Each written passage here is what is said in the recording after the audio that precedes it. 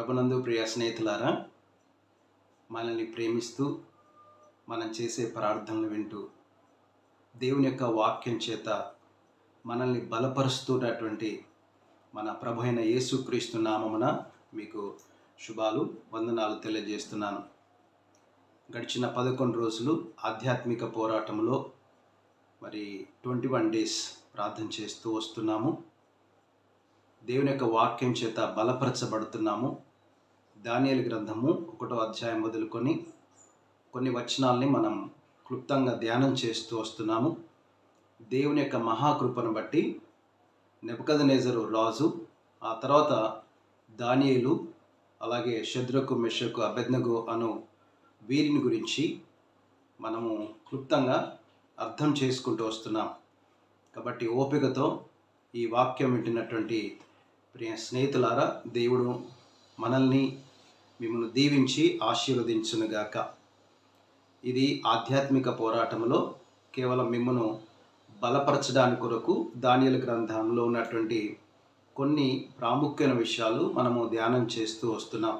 పెద్ద పెద్ద ప్రసంగాలు చేయడానికి కొరకు కాదు, లేదా లోతైన మర్మాలు మనము దానిలో నుంచి తీయడానికి కొరకు కాదు, కానీ క్లుప్తంగా ఈ ఆధ్యాత్మిక పోరాటంలో మనం బలపరచబడాలి. ప్రతిరోజు ఎన్నో పరిస్థితుల గుండా మనం వెళ్తుంటాం. ఎన్నో అనుకుంటాం, కానీ అనుకున్నవన్నీ మన జీవితంలో జరగవు. ఏదో ఆశపడతాం, కానీ కొన్నిసార్లు ఆశ నిరాశ అవుతుంది. బాధపడతాం, కన్నీరు కారుస్తాం, అలాగే సంతోషిస్తాం కూడా. దేవుడు చేసిన మేలులను జ్ఞాపకం చేసుకుంటూ దేవునికి స్తుతులు చెల్లిస్తాం. ఈ దైనందిన జీవితంలో ప్రతిరోజు ఎన్నో పరిస్థితులను మనం ఎదుర్కొంటూ వస్తుంటాం. అందుకే ఎంత పెద్ద పోరాటమో అంత పెద్ద విజయము. జీవితం అనేటువంటిది పోరాటం. ఉదయం మొదలుకొని సాయంత్రం పడుకునేంత మట్టుకు, అలాగే రాత్రి నిద్ర పట్టకపోవడము, ఆలోచనలు, మానసికమైన ఒత్తిడులు, బాధలు, ఇవన్నీ కూడా సాధారణంగా మన జీవితంలో అందరికీ ఉండేటువంటి విషయాలు. లేదంటే ఒక్కొక్కరికి ఒక్కొక్క సమస్య అనేటువంటిది ఉంటుంది. అయితే దీనిలో నుండి బయటపడడానికి దేవుని యొక్క వాక్యాన్ని మనం ధ్యానం చేస్తూ ఈ ఆధ్యాత్మిక పోరాటంలో ప్రార్థన చేస్తుంటున్నాం. అందుకు దేవునికి మహిమ చెల్లిస్తున్నాను. ప్రార్థన చేసుకొని ఈరోజు మనము వాక్యంలోకి మనం వెళ్దాం. మా యేసు ప్రభువా, మీకు వందనాలు చెల్లిస్తున్నాం. దానియేలు గ్రంథము 1వ అధ్యాయం మొదలుకొని ప్రభువా, కొన్ని అధ్యాయాలు, కొన్ని వచనాలు క్లుప్తంగా మేము ధ్యానం చేస్తూ వస్తుంటున్నాం. కాబట్టి ఈరోజు కూడా నాయనా, మేము వాక్యాన్ని ధ్యానిస్తుండగా మీరు మాతో మాట్లాడి ప్రభా, ఆయా స్థలాల్లో ఉండి, ఇంటి దగ్గర ఉండి ప్రభా, దేవుని యొక్క వాక్యాన్ని, అంటే మీ వాక్యాన్ని వింటున్నారు, ఆధ్యాత్మికంగా బలపరచబడుతున్నారు. అందుకు దేవునికి స్తుతులు చెల్లిస్తుంటున్నాను. ప్రభా, మీకు వందనాలు చెల్లిస్తుంటున్నాం. నాయన, మీరు జ్ఞాపకం చేసుకొని ఈరోజు నా ప్రభా, ఎవరైతే ఓపికతో వాక్యం వింటున్నారో మీరే బలపరచమని యేసయ్య నామమున ప్రార్థిస్తున్నాము తండ్రి, ఆమెన్. ప్రియ స్నేహితులారా, ఈరోజు చాలా ప్రాముఖ్యమైనటువంటి సందేశాన్ని మనం వింటున్నాం. కాబట్టి ఓపికతో తప్పకుండా ఈ సందేశం వినేటువంటి ప్రయత్నం మనం చేద్దాం. దానియేలు గ్రంథము 5వ అధ్యాయము 22వ వచనం నుంచి 31వ వచనం వరకు, అదే రీతిగా 6వ అధ్యాయము 1వ వచనం నుంచి 4వ వచనం వరకు ఉన్నటువంటి కొన్ని ప్రాముఖ్యమైన సత్యాలు మనము నేర్చుకొని దీనిలోని ఆత్మీయ భావాన్ని, మన ఆధ్యాత్మిక జీవితము, మన ఆధ్యాత్మిక పోరాటంలో ఈ ప్రార్థనలో మనల్ని బలపరచడానికి, లేదా హెచ్చరించడానికి, లేదా గద్దించడానికి ఉపయోగపడేటువంటి క్లుప్త వాక్యాన్ని మనం ఈరోజు ధ్యానం చేద్దాం. ప్రియ స్నేహితులారా, దానియేలు గ్రంథము 5వ అధ్యాయము 22వ వచనం నుంచి 31వ వచనం వరకు, అదే రీతిగా 6వ అధ్యాయము 1వ వచనం నుంచి 4 వచనాల వరకు మనం చదువుకుందాం. బెల్షస్సరు అతని కుమారుడవగు నీవు ఈ సంగతి ఎంతో ఎరిగియుండియు నీ మనస్సును అణుచుకొనక పరలోకమందున్న ప్రభువు మీద నిన్ను నీవే హెచ్చించుకొంటివి. ఎట్లనగా నీవును, నీ అధిపతులను, నీ రాణులను, నీ ఉపపత్నులను దేవుని ఆలయ సంబంధమగు ఉపకరణములలో ద్రాక్షారసము పోసి త్రాగవలనని వాటిని తెచ్చి ఉంచుకొని వాటితో త్రాగుచు చూడనైనను, విననైనను, గ్రహింపనైనను చేతకాని వెండి, బంగారు, ఇత్తడి, ఇనుము, కర్ర, రాయి అను వాటితో చేయబడిన దేవతలను స్తుతించితిరి గాని నీ ప్రాణమును, నీ సకల మార్గములను ఏ దేవుని వశమున ఉన్నవో ఆయనను నీవు ఘనపరచలేదు. కావున ఆయన ఎదుట నుండి ఈ అరచేయి వచ్చి ఈ వ్రాతను వ్రాసెను. వ్రాసిన శాసనమేదనగా మెనే టెకెల్ ఉఫార్సిన్. ఈ వాక్య భావమేమనగా, మినే అనగా దేవుడు నీ ప్రభుత్వ విషయములో లెక్క చూచి దాన్ని ముగించెను. టెకెల్ అనగా ఆయన నిన్ను త్రాసులో తూచగా నీవు తక్కువగా కనబడితివి. ఫెరేన్ అనగా నీ రాజ్యము నీ యొద్ద నుండి విభాగింపబడి మాదీయులకును పారసీకులకును ఇయ్యబడును. బెల్షస్సరు ఆజ్ఞ ఇయ్యగా వారు దానియేలునకు ఊదా రంగు వస్త్రము తొడిగించి అతని మెడను బంగారపు హారము వేసి ప్రభుత్వము చేయుటలో అతడు 3వ అధికారిని అని చాటించిరి. ఆ రాత్రి అందే కల్దీయుల రాజగు బెల్షస్సరు హతుడాయను. మాదీయుడగు దర్యావేషు 62 సంవత్సరముల వాడై సింహాసనమునెక్కెను. తన రాజ్యమంతటి పైన అధిపతులుగా ఉండుటకై 120 మంది అధిపతులను నియమించుటకు దర్యావేషునకు ఇష్టమాయెను. వారిపైన 3 ప్రధానులుగా నియమించెను. ఆ 3లో దానియేలు ముఖ్యుడు.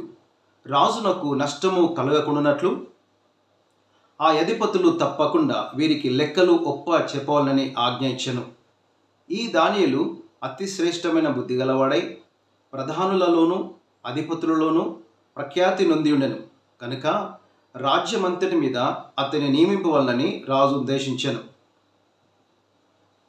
అందుకు ఆ ప్రధానులు అధిపతులను రాజ్య పాలన విషయంలో దానియేలు మీద ఏదైనా ఒక నింద మోపవాలని ఉండి తగిన హేతువు కనిపెట్టుచుండిరి. గాని దానియేలు నమ్మకస్తుడై ఏ నేరమైనను ఏ తప్పైనను చేయువాడు కాడు గనక దానియేలులో తప్పైనను లోపమైనను కనుగొనలేకపోయిరి. ప్రియ సహోదరి సహోదరులారా, దానియేలు గ్రంథంలో 5వ అధ్యాయము ఆ తర్వాత 6వ అధ్యాయంలో కొన్ని వచనాలు మనము చదువుకున్నాం. ఇక్కడ మనం గమనించే విషయము ఏంటంటే, బెల్షస్సరు అనేటువంటి రాజు మన ముందే మనం చూడగలిగినాం కొంత. ఆ బెల్షస్సరు అనేటువంటి రాజుకు కలిగినటువంటి దర్శనం గురించి కలవరపడినట్టుగా మనము చూడగలిగినాం. అయితే ఆ కళను, దాని యొక్క భావమును చెప్పడానికి వారి దగ్గర ఉన్నటువంటి వారు ఎవరి వలన కాలేదు. ఇది ఎవరి వలన అయినది అనంటే, మరి ఈ దానియేలు అతి శ్రేష్టమైన బుద్ధి గలవాడు కాబట్టి, దేవుని యొక్క ప్రత్యేకత ఈ దానియేలుకు ఉంది కాబట్టి, దేవదూతల ఆత్మచేత నింపబడినాడు కాబట్టి, దేవుని దృష్టిలో నమ్మకమైన వాడుగా ఉన్నాడు కాబట్టి, ఈ కళ ఏంటి అన్న సంగతి ఆ యొక్క మరి బెల్షస్సరు అనేటువంటి రాజుకు చెప్పినట్టుగా మనం చూస్తుంటున్నాం. అక్కడ ఉన్నటువంటి ఆ గోడ మీద ఏమి రాస్తారో మనము చాలాసార్లు మనం విన్నాం. చాలా బోధకులు దీని మీద చక్కగా బోధించినారు కూడా. మరొకసారి దేవుడు మనకి జ్ఞాపకం చేస్తున్నాడు. ఏమంటే మెనే టెకెల్ ఉఫార్సిన్ అనేటువంటి ఒక భాషతో ఆ గోడ మీద రాయుట మరి ఇతడు గమనించినాడు అనే విషయాన్ని మనం చూస్తుంటున్నాం. అయితే దానియేలు ఈ విషయాన్ని చాలా చక్కగా మరి వివరించి దాన్ని తెలపడానికి కొరకు దానియేలు సిద్ధపడ్డాడు. కాబట్టి ఈ యొక్క వాక్య భాగం ద్వారా మనము కొన్ని చాలా ప్రాముఖ్యమైనటువంటి విషయాలు, కొన్ని పాయింట్స్ మనము నేర్చుకునే ప్రయత్నం చేద్దాం. మొదటిగా ఈ నెబుకద్నెజరు యొక్క కుమారుడైన ఈ బెల్షస్సరు రాజు దేవునికి ఇష్టమైన వాడుగా లేనట్టుగా మనకు కనబడుతున్నాడు. తన జీవిత కాలంలో తన తండ్రి త్రోవలో నడిచిన వాడు కాదు. తన తండ్రి చివరి నిమిషంలో దేవుని యొక్క ప్రత్యేకతని తెలుసుకున్నాడు. దేవుడు అంటే ఏంటో తనకు అర్థమైంది. మనస్ఫూర్తిగా దేవుణ్ణి ఆరాధించాడు. కానీ ఈ బెల్షస్సరు అనేటువంటి ఈ రాజు దేవునికి పూర్తిగా విరుద్ధమైన వాడుగా ఉన్నట్టుగా కనబడుతూ తనను తాను హెచ్చించుకున్నట్టుగా మనం చూస్తున్నాం. అందుకే దేవుడు ఈ బెల్షస్సరు అనేటువంటి రాజును హెచ్చరించాలనుకున్నాడు. ఎవరి ద్వారా హెచ్చరించాలనుకున్నాడు? ఒక రాణి ద్వారా బలపరిచాడు. ఒక రాణి వచ్చి నువ్వు భయపడకు, నువ్వు చింతపడద్దు, మన దేశంలోనే ఒక వ్యక్తి ఉన్నాడు అని రాణి ద్వారా ప్రోత్సాహాన్ని అందుకుంటే, దేవుని యొక్క భక్తుని ద్వారా, దానియేలు భక్తుని ద్వారా ఒక హెచ్చరిక పొందుకోవడానికి దేవుడు తనని ఏర్పాటు చేసుకున్నాడు. అందుకే ఈ మొదటి పాయింట్ ఏంటంటే, దానియేలు ఆ రాజునకు ఒక హెచ్చరిక ఇచ్చినట్టుగా మనం చూస్తుంటున్నాం. నా ప్రియ సహోదరి సహోదరులారా, ఏమని హెచ్చరిక ఇచ్చాడు అనంటే, బెల్షస్సరు అతని కుమారుడవగు నీవు అనగా నెబుకద్నెజరు కుమారుడవగు నీవు ఈ సంగతి ఎంతో ఎరిగి ఉండి నీ మనస్సును అనుసుకొనక పరలోకమందున ప్రభు మీద నిన్ను నీవే హెచ్చించుకొంటివి. నిన్ను నీవు చాలా ఘనపరచుకోవడం మొదలుపెట్టావు. నిన్ను నీవు ప్రత్యేకమైన వ్యక్తిగా చూసుకోవడం మొదలుపెట్టినావు. అందుకొరకే దానియేలు చెప్తున్న విషయం ఏంటంటే, నీవు దేవుని హెచ్చరికకు లోబడాలి అని జ్ఞాపకం చేస్తున్నాడు. ప్రియ స్నేహితులారా, ఈరోజు దేవుడు మనకెంత ఘనతనిచ్చినా, ఎంత హోదానిచ్చినా, సంఘములో కానీ, సంఘము వెలుపల కానీ, ఇంటిలో కానీ, ఉద్యోగంలో కానీ, మనం పనిచేసే దగ్గర కానీ, బంధువుల మధ్య కానీ, మనకెంత దేవుడు హోదానిచ్చినా, ఎంత ఘనతనిచ్చినా, ఎంత ధనమును ధాన్యమును అనుగ్రహించినా, సమాజంలో మనకంటూ ఇంకా మనలాగా ఇంకెవరు లేరు అన్నంతగా దేవుడు హెచ్చించినా, దేవుని మాటకు లోబడాలి, తగ్గింపు స్వభావం కలిగి ఉండాలి అని ఈరోజు ఈ దానియేలు గ్రంథంలోని విషయాలను బట్టి మనం నేర్చుకోవచ్చు. అందుకొరకే దానియేలు ఇస్తున్న హెచ్చరిక ఏంటంటే, దేవుని హెచ్చరికకు లోబడాలి, దేవుని ఆజ్ఞలకు లోబడాలి అని జ్ఞాపకం చేస్తుంటున్నాడు. చూడండి, ప్రకటన గ్రంథము 2వ అధ్యాయము 1 నుంచి 5 వచనాల వరకు ఎఫెసు అనేటువంటి ఒక సంఘము గురించి దేవుని యొక్క దూత తెలిపిన విషయము. ప్రకటన గ్రంథము 2వ అధ్యాయము 1 నుంచి 5 వచనాల వరకు. ఎఫెసులో ఉన్న సంఘపు దూతకు ఈలాగు వ్రాయము, 7 నక్షత్రములు తన కుడి చేత పట్టుకొని 7 స్తంభముల మధ్య సంచరించువాడు చెప్పు సంగతులేవనగా, నీ క్రియలను, నీ కష్టమును, నీ సహనమును నేను ఎరుగుదును. నీవు దుష్టులను సహింపలేవనియు, అపోస్తులు కాకయే తాము అపోస్తులమని చెప్పుకుని వారిని పరీక్షించి వారు అబద్ధికులని నీవు కనుగొంటివనియు, నీవు సహనము కలిగి నా నామము నిమిత్తము భారము భరించి అలయలేదని నేను ఎరుగుదును. ఇక్కడ వరకు బాగానే ఉంది. ఎఫెసు సంఘాన్ని ప్రోత్సహిస్తున్నాడు. ఎఫెసు సంఘంలో ఎవరెవరిని ఓర్చుకోలేదో, ఎవరెవరిని సహించలేదో, ఇవన్నీ కూడా మరి దేవుని యొక్క దూత, దేవుని భక్తుడైనటువంటి యోహాను దర్శనం వలన ఇవన్నీ మనము గమనిస్తుంటున్నాం. నీ క్రియలు తెలుసు, నీ కష్టము తెలుసు, నీ సహనము తెలుసు, నీవు దుష్టులను సహింపలేవు, ఇవన్నీ కూడా తెలుసు. అబద్ధ బోధను పరీక్షించావు, ఇవన్నీ తెలుసు. అయితే నీవు ఒక విషయాన్ని గమనించాలి. ఏంటి అంటే 4వ వచనంలో, అయినను మొదట నీకుండిన ప్రేమను నీవు వదిలితివని నేను నీ మీద తప్పు ఒకటి మోపవలసినది.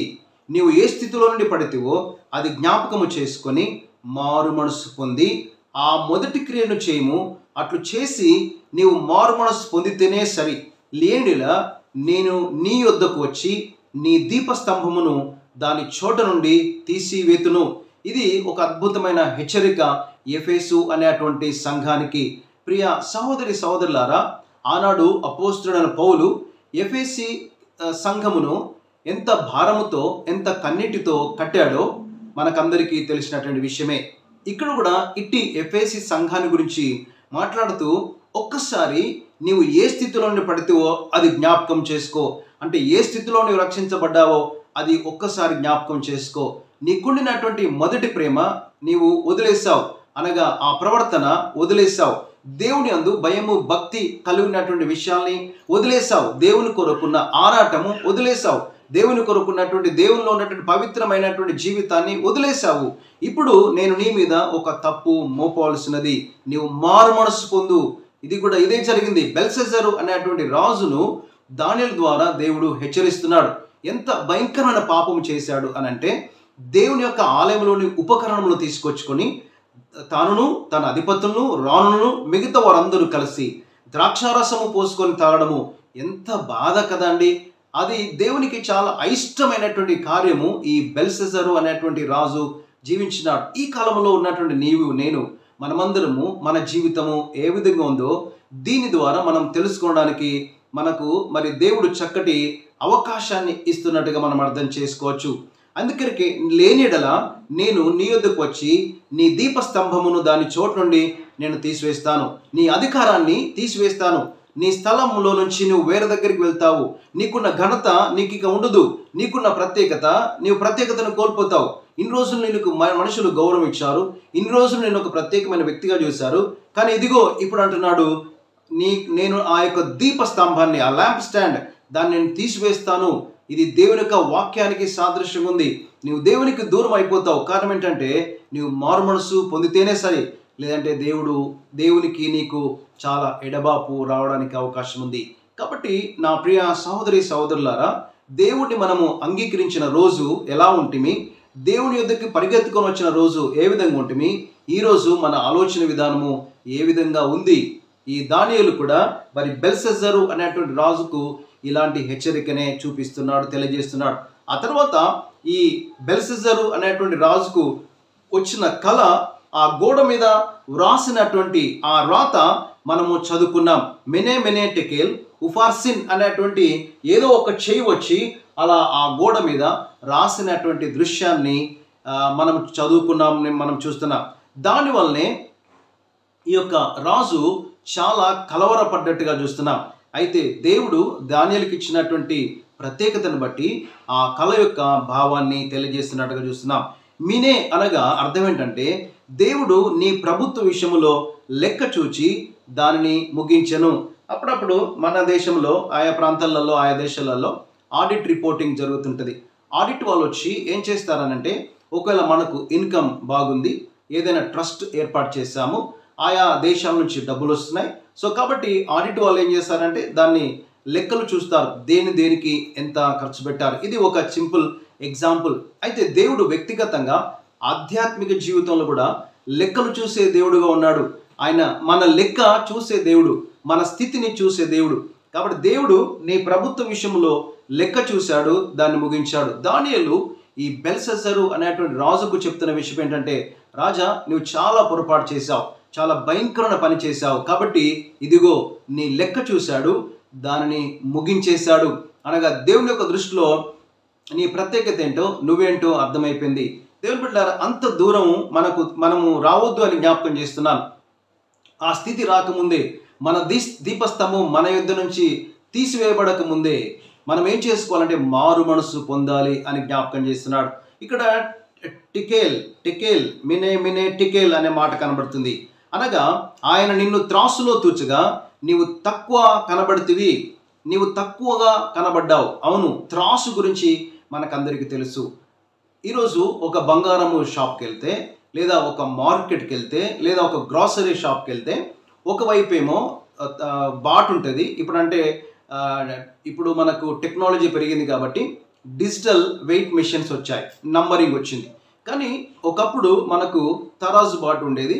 ఒకవైపు ఇప్పుడు కూడా అక్కడక్కడ కూరగాయలు అమ్మ వాళ్ళ దగ్గర మనం చూస్తుంటాము, ఒకవైపు అరకిలో బాటు, కిలో బాటు, 2 కిలో బాటు వేసి, ఆ తర్వాత ఇటువైపు కూరగాయలు ఇంకా ఏది మనమైతే కొనుక్కుంటామో మరి దానిలో జోకుతూ మనకు అందిస్తుంటారు.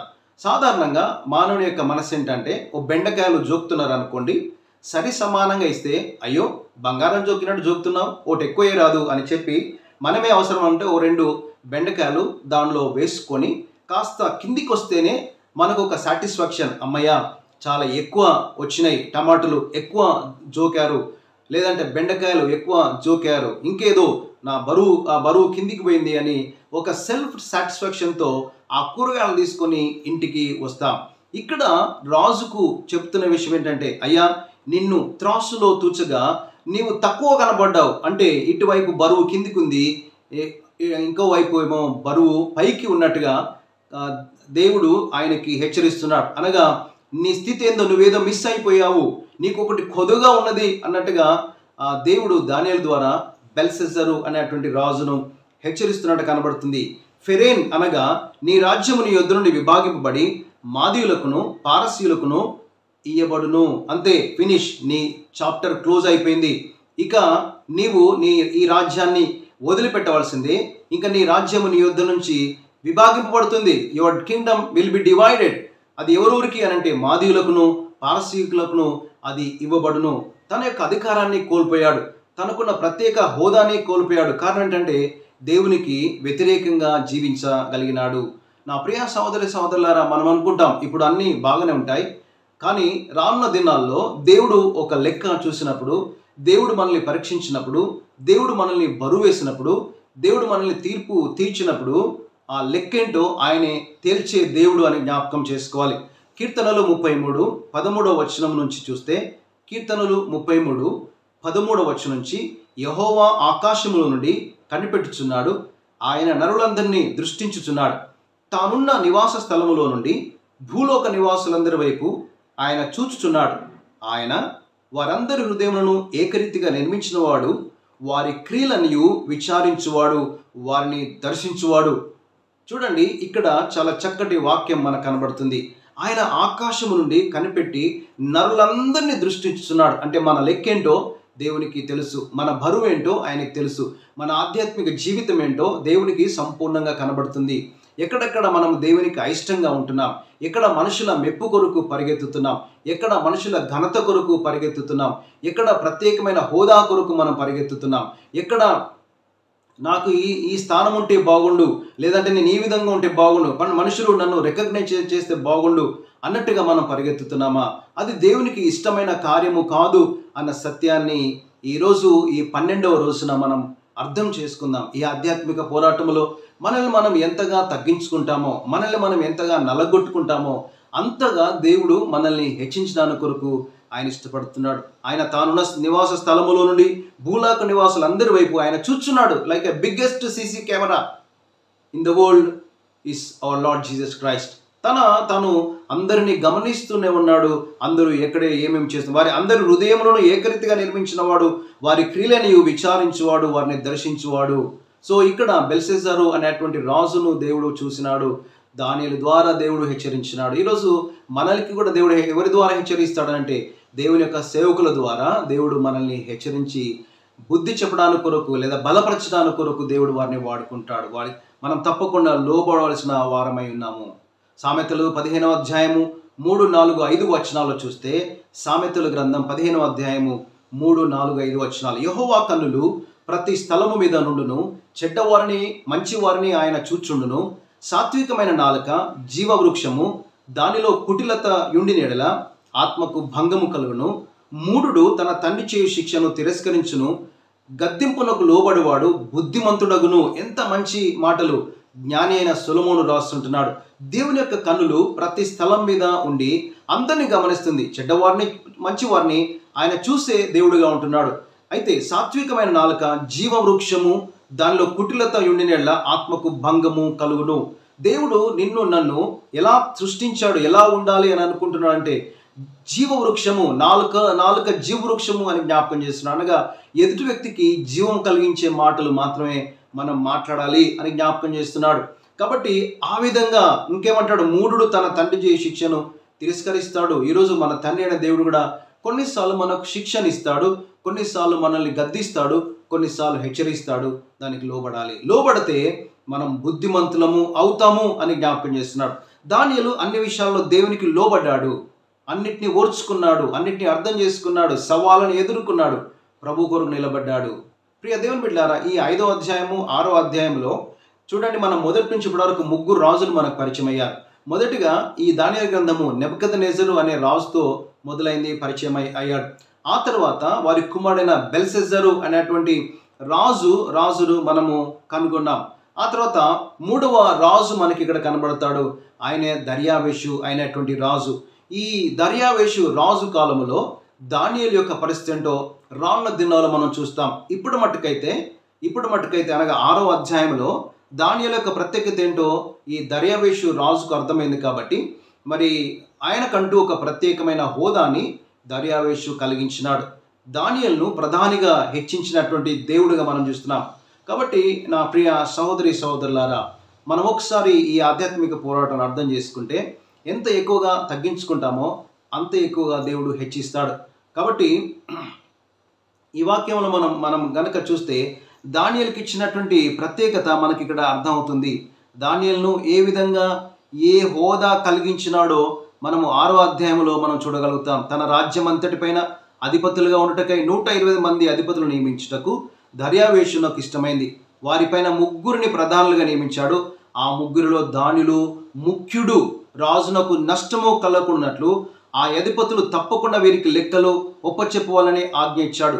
ఈ దానియేలు అతి శ్రేష్టమైన బుద్ధి గలవాడై ప్రధానులోను అధిపతులను ప్రఖ్యాతి నొంది ఉన్నట్టుగా నియమించబడి రాజ్యం అంతటి మీద అతను నియమించినట్టుగా మనం చూస్తుంటున్నాం. సో కాబట్టి దానియేలును హెచ్చించిన దేవుడు నిన్ను నన్ను హెచ్చించే దేవుడుగా మనకు కనబడుతున్నాడు. చూడండి, ప్రకటన గ్రంథం 3వ అధ్యాయము 10 నుంచి 13 వచనం చదువుకొని ప్రార్థన చేసుకుందాం. ప్రకటన గ్రంథం 3వ అధ్యాయం 10 నుంచి 13. నీవు నా ఓర్పు విషయమైన వాక్యమును గైకొంటివి గనక భూనివాసులను శోధించుటకు లోకమంతటి మీదికి రాబోవు శోధన కాలములో నేను నిన్ను కాపాడెదను. నేను త్వరగా వచ్చుచున్నాను. ఎవడునూ నీ కిరీటమును అపహరింపకున్నట్లు నీకు కలిగిన దాన్ని గట్టిగా పట్టుకొనుము. జయించు వారిని నా దేవుని ఆలయంలో ఒక స్తంభముగా చేసేదను. అందులో నుండి వాడు ఇక మీదట ఎన్నటికి వెలుపలికి పోడు. మరియు నా దేవుని పేరును పరలోకములో నా దేవుని యొద్ద నుండి దిగి వచ్చుచున్న నూతనమైన యెరూషలేమును, నా దేవుని పట్టణపు పేరును, క్రొత్త పేరును వాని మీద వ్రాసెదను. సంఘములతో ఆత్మ చెప్తున్న మాట చెవులు గలవాడు వినుగాక. దానియేలును హెచ్చించిన దేవుడు నిన్ను కూడా హెచ్చిస్తాడు. నీ మీద నేరారోపణ చేయడానికి ప్రయత్నం చేస్తారు. దానియేలు ఏ విషయంలో తప్పు పట్టుకోవడానికి కొరకు వారి దగ్గర ఉన్నటువంటి మిగతా వాళ్ళందరూ చాలా ప్రయత్నాలు చేశాడు. చూడండి, 4వ వచనంలో 6వ అధ్యాయము. అందుక ప్రధానులు అధిపతులను రాజ్య పాలన విషయంలో దానియేలు మీద ఏదైనా ఒక నింద మోపవాలని ఉండి తగిన హేతు కనిపెట్టుచుండిరి. కానీ దానియేలు నమ్మకస్తుడై ఏ నేరమైనను ఏ తప్పైనను చేయవాడు కాడు గనక దానియేలులో తప్పైనను లోపమైనను కనుగొనలేకపోయిరి. దేవుని బిడ్డలారా, మన మీద కూడా కొన్నిసార్లు మనవారే, మనం కలిసిమెలిసి ఉండేవారే, మనతో చక్కగా మాట్లాడేవారే, మన సంఘమే, మన కుటుంబమే, మన సమాజమే, కొన్నిసార్లు మన ఇంటి ముందు వారు, ఇంటి వెనుక వారు, ఇంటి ప్రక్క వారు, ఇటు ప్రక్క వారు, ఎవరో ఒకరు మనకు లిక్స్ మన మీద ఏదైనా నేరారోపణ చేయడానికి కొరకు ప్రయత్నాలు చేస్తూ ఉండవచ్చు. కానీ ఎప్పుడైతే దేవుని యొక్క సన్నిధిలో మనం తగ్గింపు కలిగి దానియేలు వలె జీవిస్తామో ఎవరు కూడా మన మీద నేరారోపణ చేయడానికి కానీ మన మీద నిందలు మోపడానికి కొరకు వాళ్ళకి అధికారం ఇంకా దేవుడు ఇవ్వడు. కాబట్టి నీవు నా ఓర్పు విషయమైన వాక్యమును గైకొంటివి గనక భూమి నివాసులను శోధించుటకును లోకమంతటి మీదికి రాబో శోధన కాలంలో నేను నిన్ను కాపాడెదను. హల్లెలూయా. నేను నిన్ను కాపాడెదను. I will protect you, I will save you, so don't worry about it. ఎంత ఎక్కువగా మనకు వ్యతిరేకత వస్తుందో, ఎంత ఎక్కువగా మన మీద ఏదో ప్రయత్నాలు చేస్తున్నారో అది మహా ఆనందం అనిపించుకోండి. You think that's a blessing of God. ఇది మనం ఎంత ఎక్కువగా దేవుళ్ళు ఎదుగుతుంటే అంత ఎక్కువగా మన మీద అటాక్ చేయడానికి కొరకు ప్రయత్నాలు జరుగుతుంటాయి. కానీ ఎప్పుడైతే మనం ఆ సమయంలో దేవుని కొరకు నిలబడతామో మనుషులు అవమానించవచ్చు, మనుషులు ఇబ్బంది పెట్టవచ్చు. కానీ దేవుడు అలాంటి వాడు కాదు. నిందను తీసివేసి ఉన్నతమైన స్థానాన్ని ఇచ్చే దేవుడు మన దేవుడు. దానియేలుకు ఉన్నతమైన స్థానాన్ని ఇచ్చాడు. ప్రధానమంత్రిగా గొప్ప వ్యక్తిగా దానియేలు చేపట్టాడు దర్యావేషు కాలంలో. తర్వాత జరిగిన సంఘటన మనకందరికీ తెలిసిన విషయమే. 13వ రోజున అటు విషయాలు మనం జ్ఞాపకం చేసుకుందాం. కాబట్టి ప్రాముఖ్యమైన విషయాలు మనం అర్థం చేసుకునేటువంటి ప్రయత్నం చేద్దాం. ఇదిగో లెక్క చూసే దేవుడు, హెచ్చరించేటువంటి దేవుడు, మనకంటూ ఒక ప్రత్యేకతను ఇచ్చేటువంటి దేవుడు. ఈరోజు మన స్థితి ఏ విధంగా ఉందో అర్థం చేసుకొని ఒకవేళ ఎక్కడైనా మారుమనసు పొందవలసిన అవసరం ఉంటే మారుమనసు పొంది పాప క్షమాపణ నిమిత్తం ప్రార్థన చేస్తే తిరిగి మనం క్షమించబడతాం. అటు కృప దేవుడు మనకందరికీ దయచేయునుగాక. ఎవరైతే భారముగా కన్నిటితో క్షమాపణ కొరకు మారుమనసు పొందుట కొరకు ప్రార్థన చేస్తున్నారో వారిని దేవుడు దీవించి ఆశీర్వదించునుగాక. God bless you all. ప్రార్థన చేద్దాం. మా ప్రియ పరలోకపు తండ్రి, మీ వందనాలు స్తోత్రాలు చెల్లిస్తున్నాం. ఆధ్యాత్మిక పోరాటంలో భాగంగా 12వ రోజును బట్టి మీ వందనాలు నాయన. ఈరోజు ప్రభువా మరి మీ కొరకు సాక్షిగా నిలబడ్డ దానియేలును బట్టి మీకు వందనాలు. రాజైన బెల్షస్సరుకు ఇచ్చినటువంటి హెచ్చరిక, బెల్షస్సరు నాయన కొద్ది కాలమే ఉండి హతుడైనట్టుగా మేము చూసాం. బాధాకరం ప్రభువా. ఎప్పుడైతే మీ మాటకు లోబడతామో మీరు దీవించే దేవుడు, ఆశీర్వదించే దేవుడు. దానియేలును దీవించారు, మీరు ఆశీర్వదించారు. ఆ తర్వాత నాయన రాజుకు దర్యావేషు కాలంలో దానియేలును మీరు అత్యధికముగా హెచ్చించి ఉన్నతమైన స్థానాన్ని మీరు దయచేసినారు. అందుకు మీకు వందనాలు చెల్లిస్తున్నాం. మేము కూడా దానియేలు వలె తగ్గించుకునే మనసు దయచేయండి. నిందలు, అవమానాలు నాయన ఎన్నో మేము ఎదుర్కొంటాం. మా మీద లేనిపోని నేరారోపణ చేసేటువంటి పరిస్థితులకు కూడా మనం వెళ్తుంటాం. అయినా నమ్మకంగా నాయన మీకు సాక్షులుగా ఉండే కృప దయచేయమని ప్రార్థిస్తూ యేసయ్య నామమున అడిగి ప్రార్థిస్తున్నాము తండ్రి. Amen. God bless you all. దేవుడు మిమ్మల్ని దీవించి ఆశీర్వదించును గాక.